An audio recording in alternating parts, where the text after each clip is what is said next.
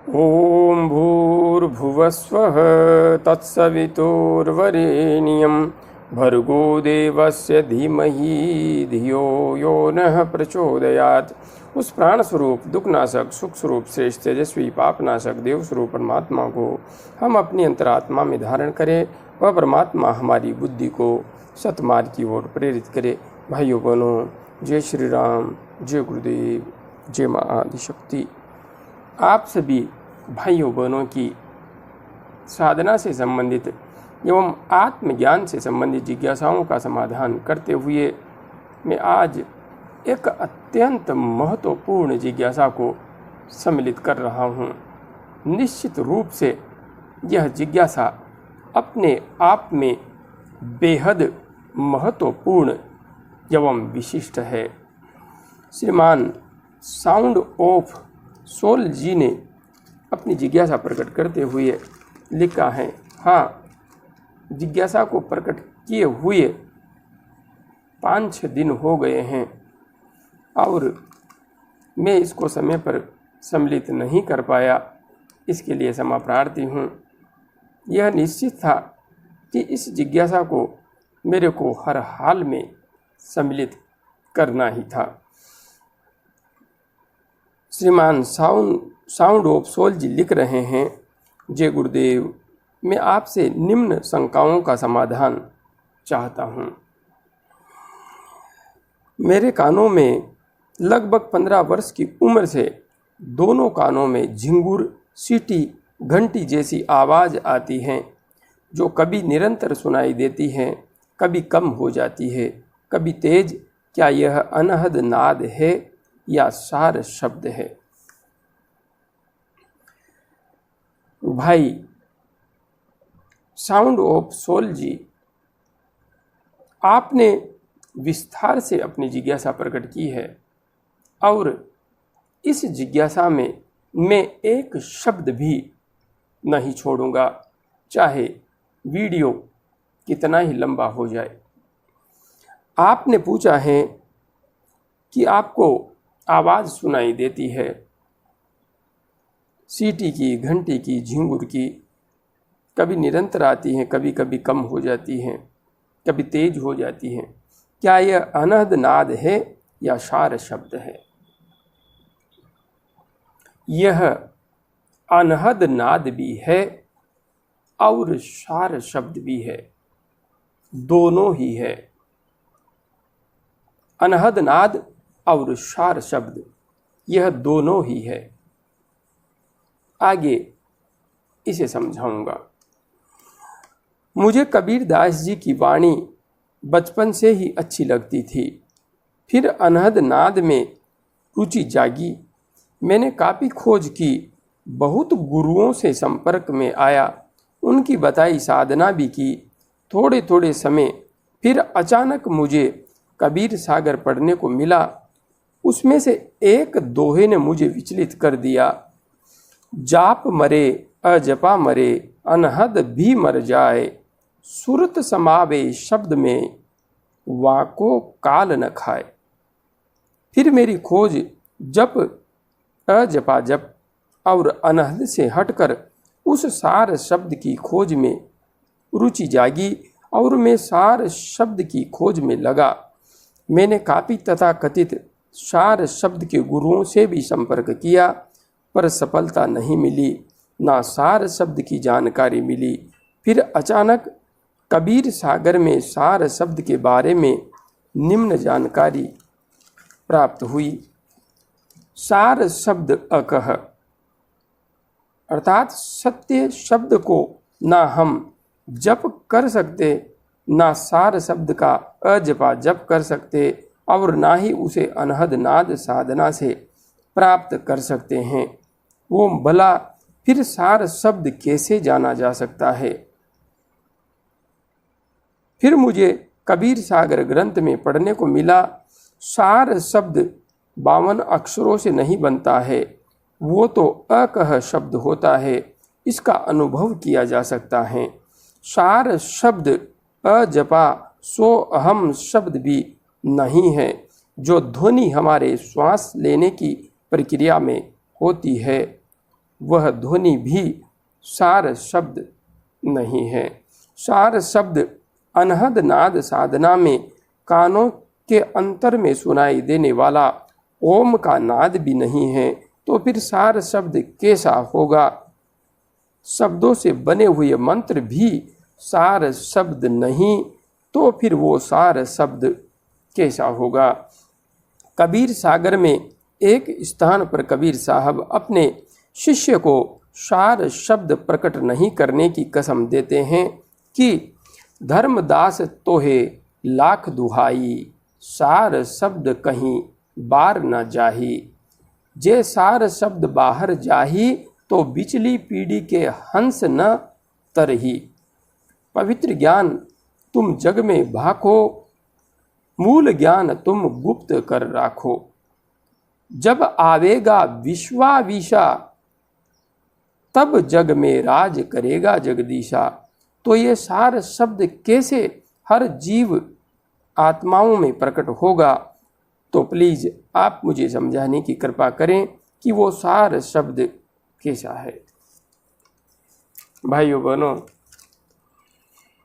जो जिज्ञासा हमारे आत्मीय परिवारजन साउंड ऑफ सोल जी ने प्रकट की है, निश्चित रूप से आत्मा की आवाज़ ही प्रकट कर दी है। और वह प्रश्न पूछा है जिसे वास्तविक दृष्टिकोण में उजागर करना हमारे ग्रंथों में मना भी किया गया है, इसमें कोई संशय नहीं है। कबीर दास जी भी मना कर रहे हैं, गोरखनाथ जी ने भी, महायोगी गोरखनाथ जी ने भी मना किया है, और हमारे अन्य ग्रंथों में भी इसे प्रकट करने से मना किया गया है। किंतु आपने मेरे समक्ष यह जिज्ञासा रखी है, और विशेष रूप से मेरा संकल्प यही है, मैं अध्यात्म के मार्ग पर कुछ भी नहीं छिपाऊंगा। यदि मुझे ज्ञान है, माँ आदि शक्ति इसके लिए मुझे चाहे दंडित करना भी चाहें तो करें, किंतु यदि सत्य को मैंने अनुभव किया है, जाना है, समझा है, तो मैं उसे वैसा का वैसा ही प्रकट करूँगा। यह मेरा दृढ़ संकल्प है, और इस सत्य को मैंने जाना है, समझा है, खोजा है, पाया है। चलिए आपकी इस जिज्ञासा का विश्लेषण कर लेता हूँ। आपने लिखा है कि आपको अनहद नाद की जिज्ञासा जागृत हुई, उसको आपने अपने अंतस्थ में अनुभव भी किया, किंतु कबीरदास जी की वाणी से आपको पता लगा कि जाप मरे अजपा मरे अनहद भी मर जाए, सूरत समावे शब्द में वाको काल न खाए। मतलब कि जप मर जाता है, अजपा मर जाता है, अनहद भी मर जाता है, सूरत समावे शब्द में वाको काल न खाए। यहां पर गहराई से समझने की बात है। संत कबीर जी क्या कहना चाह रहे हैं? कहना चाह रहे हैं कि जब हम ध्यान के पथ पर आगे बढ़ते हैं, आप यहां पर सिर्फ ओमकार को लीजिए, कोई अन्य मंत्र को यहां पर मत लीजिए। ओम जो शब्द है उसके अंदर 3 शब्द स्पष्ट रूप से हमें दिखाई देते हैं, अ उ म। अ जो ध्वनि है, यह हमारे अंतस्थ में, हमारा जो स्थूल शरीर है, जो हमारी जागृत अवस्था है, उस पर कार्य करता है। अ वर्ण इसके आगे ऊ जो वर्ण है वह हमारे मन पर कार्य करता है।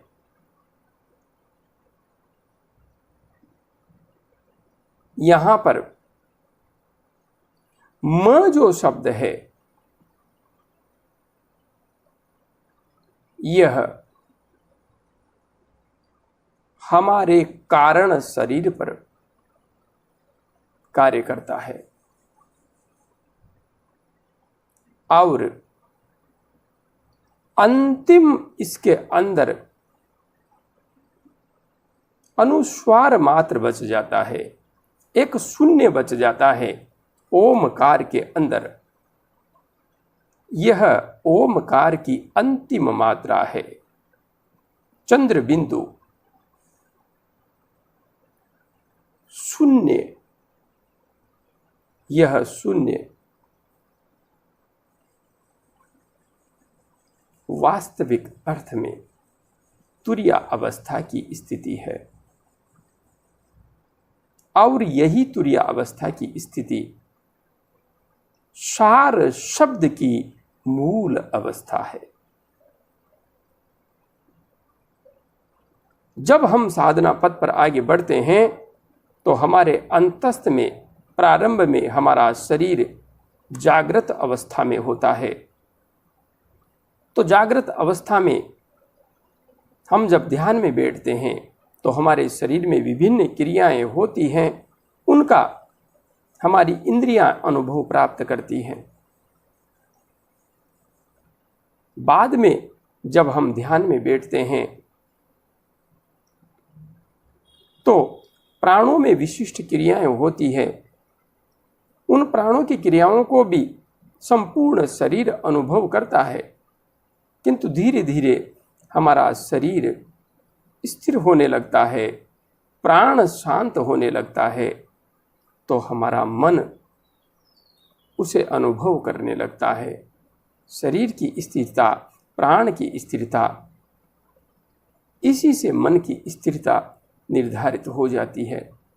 और जैसे ही मन की स्थिरता आती है वैसे ही हम कारण में टिक जाते हैं, हमारे अंतस्थ में आनंद का प्राकट्य होने लगता है। तो यहाँ पर जप मर जाता है। जब आपका मन एकाग्र हो जाता है, शरीर शांत, शरीर के अंदर ध्यान में बैठने की क्षमता जागृत हो जाती है, सहजता से आप बैठ पाते हैं, तो ऐसी स्थिति में आपका शरीर आपके लिए कष्ट उत्पन्न नहीं करता। ध्यान में ऐसी स्थिति में आपका प्राण भी ईड़ा और पिंगला में प्रवाहित न होकर सुषुम्ना में प्रवाहित होने लगता है, तो प्राण भी शांत हो जाता है। उधर वो उठता हुआ आज्ञा चक्र, सहस्रार चक्र तक प्राण प्रवाहित हो जाता है। उसके बाद प्राण भी शांत हो जाता है। तो यहाँ पर जब प्राण शांत होने लगता है तो आप जप नहीं कर सकते, जप नहीं कर सकते। अजपा जप, सो अहम की जो ध्वनि है, श्वास के आने एवं जाने की जो प्रक्रिया है, इसका अनुभव भी सुसुप्ति अवस्था में साधक को नहीं होता है, सुसुप्त हो जाता है वह। उसे सिर्फ एक प्रकाश तत्व की आत्म अनुभूति होती है कि मेरे अंदर एवं बाहर सिर्फ प्रकाश ही प्रकाश है, किंतु वह समझ नहीं पाता मेरा शरीर कहाँ गया, मेरे अंतस्थ में श्वास आ भी रही है या नहीं आ रही है। अनुभव तो होता है कि मैं हूँ, मैं बैठा हूँ ध्यान में, लेकिन शरीर मेरा गायब हो गया है, सिर्फ प्रकाश ही प्रकाश है, अंदर एवं बाहर सिर्फ प्रकाश ही है।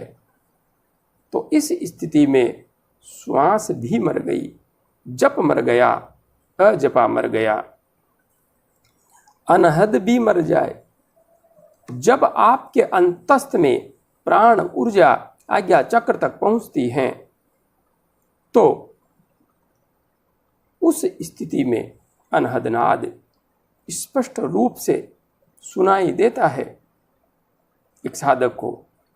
लेकिन जब प्राण सहस्रार चक्र तक चला जाता है और उसके बाद संपूर्ण शरीर में प्रकाश का दिव्य आलोक व्याप्त हो जाता है, साधक समाधि की प्रारंभिक अवस्था संप्रज्ञात समाधि में प्रविष्ट हो जाता है, अर्थात कारण शरीर में जाकर के ठहर जाता है। तो ऐसी स्थिति में नाद बिल्कुल विलीन हो जाता है, कोई नाद सुनाई नहीं देता, सिर्फ दिव्य श्वेत शीतल प्रकाश शेष रहता है।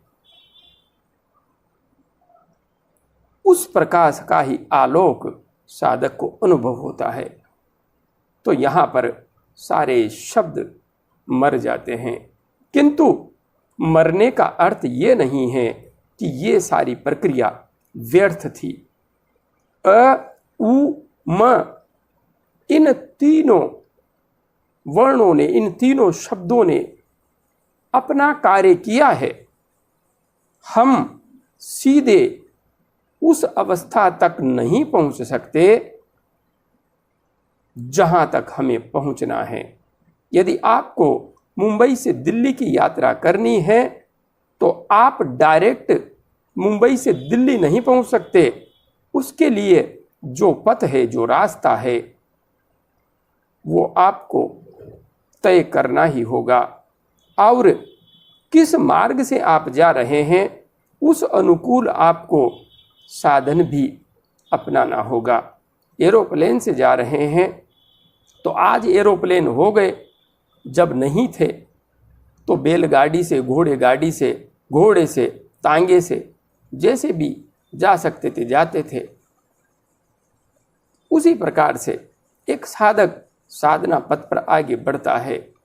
आप साधना पथ पर आगे बढ़ रहे हैं, बढ़ते हैं, तो यहाँ पर जो प्रक्रिया है ओम के नादमय घोष की, जप की, तो इस प्रक्रिया में आपने पहले जप किया, ओमकार का नादमय घोष किया, आपका शरीर उस समय कार्य कर रहा था। उस समय आप जागृत अवस्था में थे, आपकी संपूर्ण इंद्रियां इसका अनुभव प्राप्त कर रही थी। धीरे धीरे इंद्रियां शिथिल हुई, आपका शरीर शिथिल हुआ, प्राण जागृत हुआ और प्राण में यह जप स्वतः ही चलने लगा। जब प्राण में यह जप चलने लगा तो मन इसे अनुभव कर रहा था, किंतु बाद में जाकर के यह अजपा भी मर जाता है, क्योंकि प्राण की गति का एहसास होना ही बंद हो जाता है।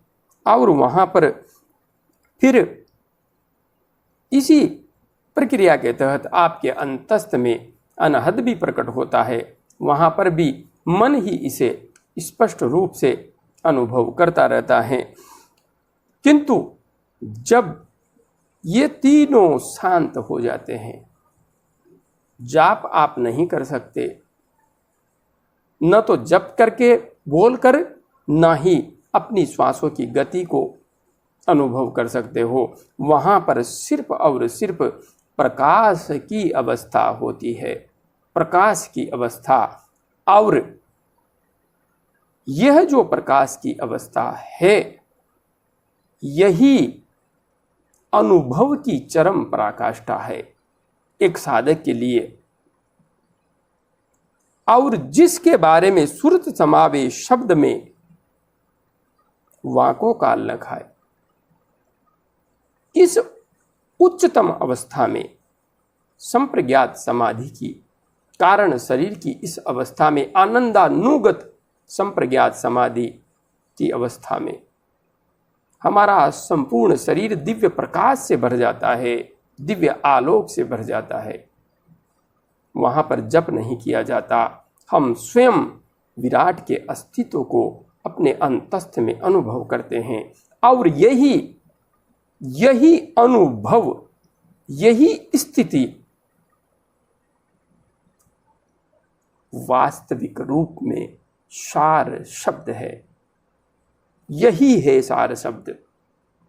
जहां पर सारे शब्द मर जाते हैं, जहां पर सिर्फ और सिर्फ प्रकाश ही प्रकाश शेष रहता है, साधक को लगता है अहम ब्रह्मास्मि, मैं ही ब्रह्म हूँ, मेरे अलावा इस ब्रह्मांड में कुछ भी नहीं है, मेरे अंदर एवं बाहर सब कुछ एक ही तत्व है। यही स्थिति सार शब्द की वास्तविक स्थिति है। किंतु यह भी वास्तविक स्थिति नहीं है। अनुभव हमने कर लिया, किंतु इससे एक कदम और आगे बढ़ना पड़ेगा, जो होती है तुरीय अवस्था, निर्विकल्प समाधि। इस निर्विकल्प समाधि में जाकर के आप यह भी नहीं जानते कि मैं क्या कर रहा हूं, कौन क्या कर रहा है, कौन क्या नहीं कर रहा है। सब कुछ विलीन हो जाता है, सब कुछ समाप्त हो जाता है। आपके अंतस्थ में न विचार है, न नाद है, न जप है, न तप है, न ध्यान है, कुछ भी नहीं है। सिर्फ और सिर्फ शून्य है, शून्य। यह शून्य ही वास्तविक सार शब्द है। यह शून्य ही परम मुक्ति है। यह शून्य ही इस संपूर्ण ब्रह्मांड का वास्तविक कारण है। इसी शून्य के संबंध में संत कबीरदास जी कह रहे हैं, और वास्तविकता बताऊं, जहां पर बताने का कुछ है ही नहीं, उसको कोई बताएगा कैसे? क्योंकि यह सब बता देने से साधकों के अंदर से कहीं न कहीं जिज्ञासा समाप्त हो जाती है। यहां पर इंसान यह चाहता है कि वह कुछ विशिष्ट जाने, किंतु यह ध्यान की पद्धति, यह साधना की पद्धति, यह ज्ञान की पद्धति जानने की और गति नहीं है। जो हम जान रहे हैं उसे विस्मृत करने की पद्धति है। इस संसार को हम जागृत अवस्था में जानते हैं, स्वप्न में भी वह हमारे अंतस्थ में प्रकट होता है, सुषुप्ति में यह सिमट जाता है, और तुरिया में जाकर के यह पूर्णतया विलीन हो जाता है अपने मूल कारण में। और जो अपने मूल कारण में विलीन हो गया, जो स्वयं ही मर गया, उसे काल कहाँ से खा सकता है? काल उसके नजदीक आ भी कैसे सकता है?